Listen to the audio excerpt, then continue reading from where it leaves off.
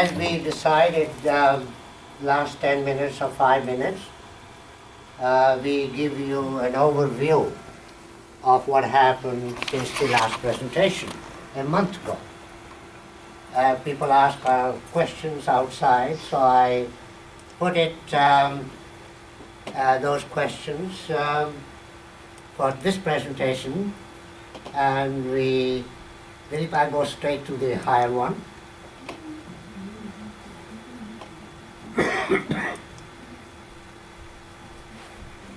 Next.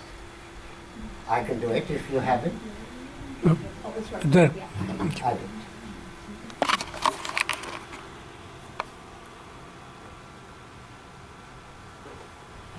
You heard Dr. Iyengar last month. He did a super job. And so I want to summarize what basically the message is. I can take it home. So question 8, what is the most common cause of anemia? We have about 7 minutes. I think we can cover it. And he mentioned the 3 most common ones. Iron. I will talk about this. Anything else? Dr. Iyengar mentioned, or you know it? B12. Any other?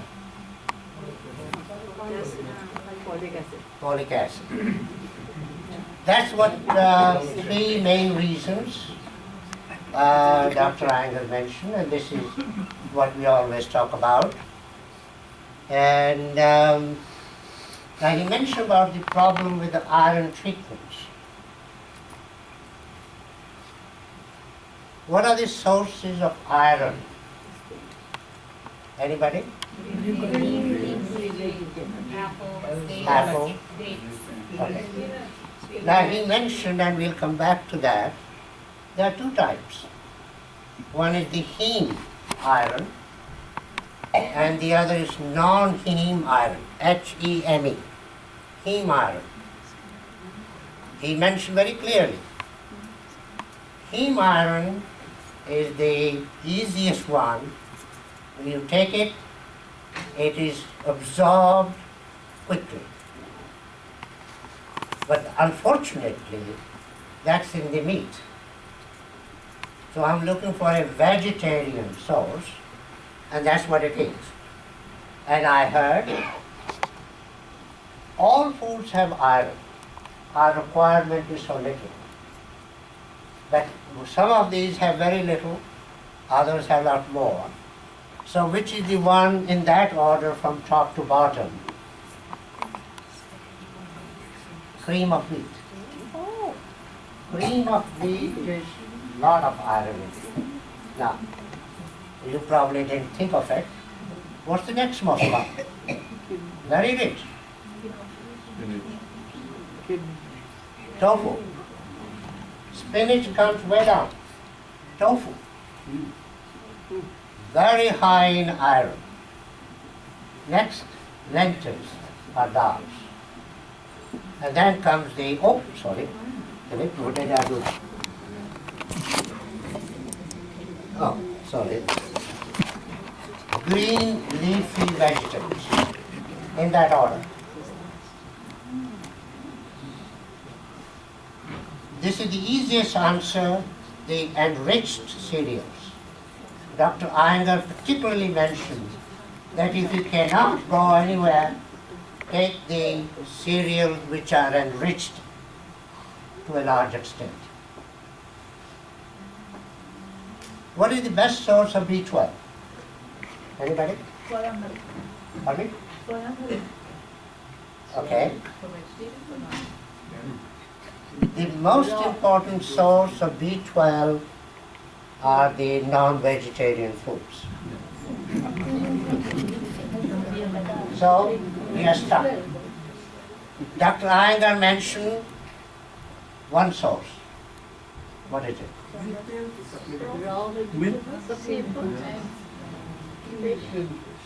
And rich cereal. You read anywhere, that's what it is. And rich cereal, because they know the difficulty with B12. One is source, is mostly non-vegetarian. Secondly, B12, when it goes into your tummy, it needs something else to get into the circulation. So B12 is lot of B12 in cereals. Folic acid. What's the most source of in vegetarians? Anybody? Flaxseed? Flaxseed. Yes, it's quite rich. Dark green leafy vegetables. Oranges.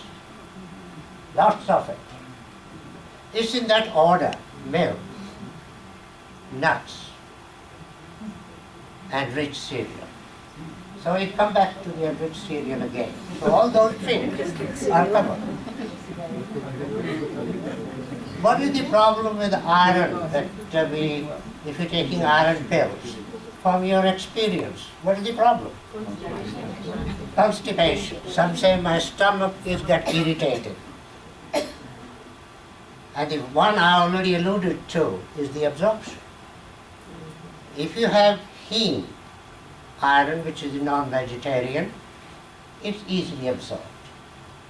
But if you have the non-heme, which is the vegetarian, it takes time. Then it needs acid environment. Now this is important, because if somebody says take iron pill with milk, that's the wrong thing to do. You take with oranges or water, but not with milk. Sugars is always a burning question these days, television, news, everywhere. Cut down your sugar, cut down your sugar. We already talked about it. Since the last thing, it came up again. So I want to refresh your memories. Which of the following sugars are good for diabetics or for weight? Weight and diabetics. Granulated white sugar. No.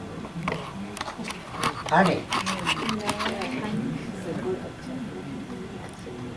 Good. Dried sugar cane. Yes. All right. Somebody say yes.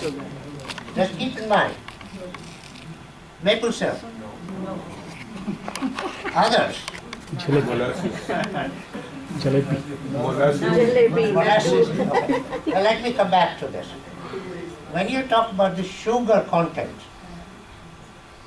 that means in diabetics, then all of these are bad.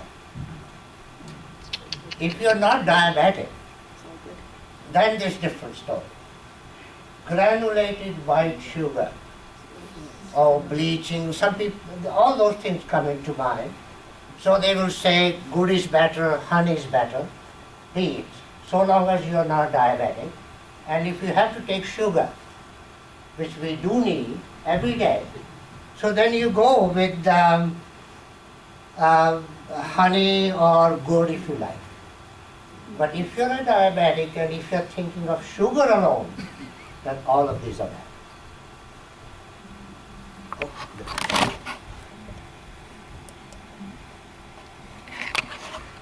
Are the artificial sugar substitutes any better?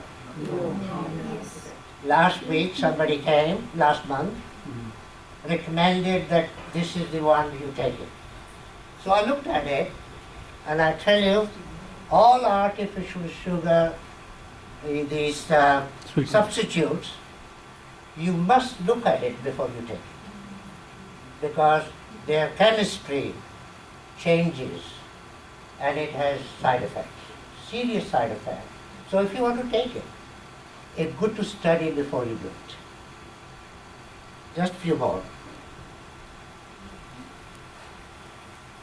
During the last 65 years, we talked about this before, our lifespan has gone up, we all know it, by how many years?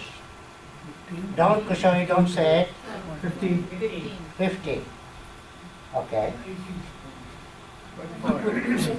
50. Now, we have already covered this. We are talking about once you reach the age of 65, beyond that, how many more years you're going to live? Anywhere between 18 to 20 years. Why? What's the reason that we are living longer? Sorry? Girja, you saying something? Karma. That's a good one. What else? Technology. Anybody else? Awareness.